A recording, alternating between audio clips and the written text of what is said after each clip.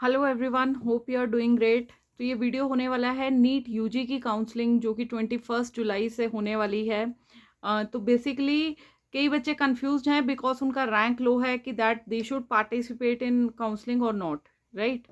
तो क्या दिक्कत है, जो हमारे बच्चे हैं वो ये सोच रहे हैं, साथ में पेरेंट्स भी ये सोच रहे हैं कि यार 5 लाख का रैंक है, क्या ही फ़ायदा होगा पार्टिसिपेट करके काउंसलिंग में। ठीक है, तो यहाँ पे क्या है, देखो बेटा, जिनको तो एमबीबीएस सीट ही चाहिए, ठीक है ना। तो एमबीबीएस सीटें तो ऑब्वियसली आप सबको पता ही है 40,000 रैंक तक आपको अलॉट होती हैं। बट इसमें भी एक कैच रहता है, बिकॉज जो हमारे मेडिकल कॉलेजेस हैं, चाहे वो गवर्नमेंट हैं या सेमी गवर्नमेंट हैं, तो इसका क्या रहता है ना, जैसे काउंसलिंग के पार्ट्स हैं, first round of counselling, second round of counselling, then third round of counselling, उसके बाद आपका स्ट्रे राउंड है, मॉप अप राउंड है, स्पेशल स्ट्रे राउंड है। तो 6-7 राउंड्स निकल आते हैं आपके। एंड देखिए, दो तरह की कैटेगरीज होती हैं बच्चों की। स्पेशली मैं आपको बताना चाहूँगी कि काउंसलिंग में पार्टिसिपेट, एक तो जिनको कंफर्म पता है कि यार हमारा रैंक आ रहा है 1 लाख 1.5 लाख तक, तो हमें, जिनको बीडीएस में भी इंटरेस्ट है, तो उनको तो पार्टिसिपेट करना ही करना है। लेकिन जो हमारे वो बच्चे हैं कि जिनका 5 लाख तक रैंक आ रहा है, कि वो कंफ्यूज रहते हैं कि हम करें या नहीं करें, तो इनको मैं बोलना चाहूँगी कि बेटा आप पार्टिसिपेट ज़रूर करो। बिकॉज बहुत सारे बच्चे हैं जो एंड तक कंफ्यूज्ड रहते हैं कि हमें बीडीएस लेना है या नहीं लेना है। तो जो बच्चे बीडीएस लेना चाहते हैं या इवन बीएससी नर्सिंग लेना चाहते हैं, तो उनको अपना स्ट्रे राउंड तक आपको पार्टिसिपेट करना है। और कोई भी ऐसा प्रोविज़न नहीं होता है कि स्ट्रे राउंड में ही आपका फ्रेश फिलअप होना शुरू हो जाएंगे फॉर्म्स। तो जब जब एलिजिबिलिटी वो शो करते हैं, जब भी एमसीसी की साइट पे आप जाते हैं, तो जो आपका एलिजिबिलिटी क्राइटेरिया है, क्वालिफाइंग मार्क्स हैं, तो वो जो फर्स्ट काउंसलिंग में आपको पार्टिसिपेट, वहीं पे कोशिश करनी है कि वहीं पे फ्रेश रजिस्ट्रेशन हो जाए। जो लोग छूट जाते हैं, कई लोग सेकंड उसमें भी रजिस्टर कराते हैं, बट आप सोचो कि एकदम से स्ट्रे राउंड में न्यू रजिस्ट्रेशन खुलेगा ही खुलेगा, तो कई बार वो विंडो नहीं भी खुलता है, और इस वजह से आपको दिक्कत आ सकती है। क्योंकि स्ट्रे राउंड ना एक मैजिकल राउंड बोलती हूँ मैं तो इसको, और जो उसके बाद स्पेशल स्ट्रे राउंड है वो तो और भी मैजिकल है। बिकॉज ये इसलिए है क्योंकि लोग जब सीटें बीच में से छोड़ देते हैं, कई बार बच्चों का मन नहीं बन पाया होता है। कई लोग गवर्नमेंट बीएमएस में, सॉरी बीएमएस आयुष की तो अलग से काउंसलिंग होती है, बट जो बीडीएस में पार्टिसिपेट कर रहे हैं या एमबीबीएस में पार्टिसिपेट कर रहे हैं, तो आपको जब सीट, आप कई बार जो बीडीएस ग्रेजुएट्स बच्चे होते हैं ना, वो ये सोचते हैं कि नहीं यार हमने सीट ले ली, बट उनका मन नहीं मान रहा है, तो वो छोड़ के चले जाएंगे। वो सीट कहाँ जाएगी? वो अगले काउंसलिंग राउंड में जाएगी। अगले काउंसलिंग राउंड में भी वही बच्चा जाएगा ना जिसने ऑलरेडी रजिस्ट्रेशन कर रखा है। ठीक है। और काउंसलिंग का, जैसे आप सबको पता है, जो फर्स्ट टाइम काउंसलिंग करवाने जा रहे हैं, कि एक ऑल इंडिया कोटे की काउंसलिंग होती है जो कि एमसीसी कराता है, and second is state quota की काउंसलिंग है, राइट। तो सबसे पहले आपको अपना रजिस्ट्रेशन कराना है। कई बच्चों को डर लगता है कि यार हमारा सिक्योरिटी रिफंड होगा कि नहीं होगा। बिल्कुल रिफंड होगा आपको। जो आपका फर्स्ट और सेकेंड राउंड है, यहाँ तक तो सिक्योरिटी आपसे ली ही नहीं जाती है, और जब सिक्योरिटी ली भी जाएगी तो वो आपको रिफंड होएगी, प्रॉपर वे में रिफंड होती है। वो सिर्फ इसलिए होता है कि बच्चा अगर कॉलेज हमारा ज्वाइन ना करे तो क्या चीज़ें होंगी, ठीक है।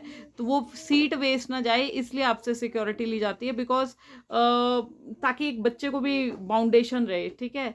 तो ये चीज़ें हैं। प्राइवेट कॉलेजेस के लिए जो बच्चे अप्लाई करना चाहते हैं, उनको बहुत सोच समझ के काउंसलिंग में पार्टिसिपेट करना है, बिकॉज जो आपकी मनी है वो भी इन्वॉल्व है। तो आप अपना पहले से ही सोच के रखिए कि आपको पार्टिसिपेट करना है या नहीं करना है, उसके बाद ही आगे बढ़ें आप, राइट।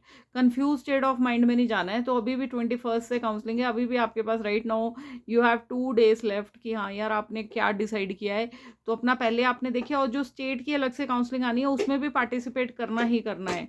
स्टेट की काउंसलिंग में अभी भी जो पीजी की काउंसलिंग हुई थी, नीट पीजी की, बिकॉज क्या होता है ना, कई बार बच्चे बीच में केसेस कर देते हैं। और अभी भी सुनने में आ रहा था कि हाँ यार कोई केसेस हुए हुए थे, तो उसमें भी एंड स्टेट तक, लाइक जब बच्चों का एक तरफ में, बच्चों का आधा आधा 6-6 महीने का उनका पीजी कंप्लीट हो रहा है, और एक जगह वही सीटें अलॉट हो रही हैं। तो ऐसा यूजी केसेस में भी होता है। तो यूजी के बच्चे, जैसे अभी नीट के वो 75 बच्चे जिन्होंने अपना केस करा हुआ था हाई कोर्ट में, अब वो जीते थे, तो बीच में हो रहा था कि नीट पीजी आएगा, उसके बाद सबका रैंक चेंज हो जाएगा या फिर क्या ही होगा, है ना। तो बहुत सारे केसेस डाले होते हैं लोगों ने कि जहाँ उनको लगता है कि यार यहाँ पे हमारे साथ यहाँ पे भेदभाव हुआ है, या फिर यहाँ पे डिस्क्रिमिनेशन हुआ है, या फिर कुछ भी, किसी को किसी भी रीज़न की वजह से केस चल रहे होते हैं हाई कोर्ट में। तो कुछ सीटों का वो भी फ़र्क पड़ता है। मैं बहुत सारे रिजल्ट के थ्रू जा रही थी, तो उसमें कई बार लिखा भी होता है कि जो एडमिशन है ये HC हाई कोर्ट के ऑर्डर के थ्रू हुआ है। ठीक है, तो ये सारी चीज़ें हम लोगों को पता नहीं होती। हम लोग सीधे साधे बच्चे बेचारे पढ़ाई में मस्त होते हैं कि कोर्ट केसेस में कौन फंसे, कौन इतना दिमाग खपाए, बट लोग करते हैं एंड कई लोगों को उसका बेनिफिट भी मिलता है, बट उसके लिए केस जेन्युइन होना चाहिए कि आप किस रीज़न से वहाँ पे जा रहे हो। तो इसलिए काउंसलिंग का बहुत ही ज़्यादा महत्व है, बहुत ज़्यादा इंपॉर्टेंस है, जो आप लोगों को नहीं पता होती है। That's I am telling you again and again कि आपको काउंसलिंग के लिए ज़रूर रजिस्टर करना है, अपनी स्टेट काउंसलिंग के लिए भी, ऑल इंडिया कोटे वाली काउंसलिंग के लिए भी करना है। आपका रिफंड, आपको सिक्योरिटी रिफंड सिर्फ एक ही कंडीशन में नहीं मिलता है कि अगर आपको कहीं पे सीट अलॉट हो जाती है और अगर आप उसको ज्वाइन नहीं करते हो, तब आपका वो जो रिफंड है वो आपको नहीं मिलेगा। लेकिन जब तक आपने सीट अलॉटमेंट के प्रोसेस से पहले आप अपनी मेरिट लिस्ट देखते हो, राइट, उसमें आपके पास लिखा हुआ आएगा कि हाँ यार आपने बेसिकली, क्या होता है काउंसलिंग में, होता है क्या है, काउंसलिंग जब भी आप रजिस्टर कराते हो ना, वो आपकी मेरिट लिस्ट बनाते हैं। पहले प्रोविजनल मेरिट लिस्ट बनेगी, आपको उसमें अपना रैंक पता चलेगा, स्टेट का रैंक पता चलेगा। उसके बाद वो एक अलग मेरिट लिस्ट निकालते हैं, फिर काउंसलिंग का रिजल्ट निकालेंगे किसको प्रोविजनली क्या क्या अलॉट हुआ है, फिर कुछ बच्चे अपग्रेडेशन के लिए डालेंगे, फिर वो सेकेंड राउंड ऑफ काउंसलिंग में जाएंगे। तो सेकेंड राउंड ऑफ काउंसलिंग में जिनका अपग्रेड हो गया तो वो तो नए कॉलेज में चले जाएंगे, जिनका अपग्रेड नहीं हुआ है तो वो जो कॉलेज उनके पास ऑलरेडी पहले राउंड में अलॉट हुआ था तो वो उसी कॉलेज में रहते हैं, राइट।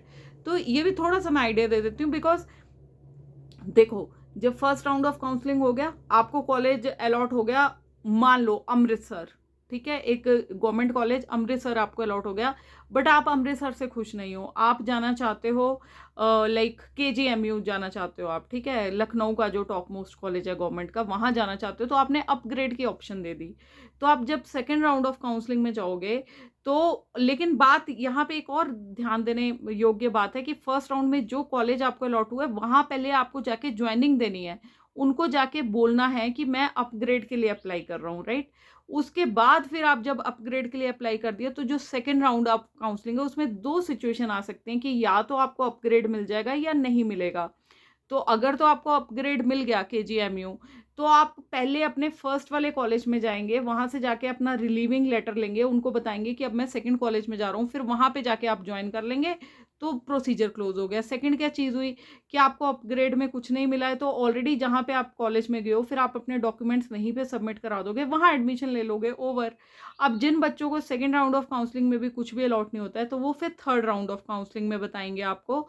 काउंसलिंग में होता है क्या है, जब भी काउंसलिंग की साइट्स खुलेंगी ना, आपको वैकेंसीज शो होंगी, आपसे पूछा जाएगा कि आपकी प्रेफरेंस क्या है, आप उसमें अप्लाई कर दोगे, क्लिक कर दोगे। उसके बाद यू हैव टू चेक कि यार जब भी वो लिस्ट निकली है आपको कुछ अलॉट हुआ है या नहीं हुआ है।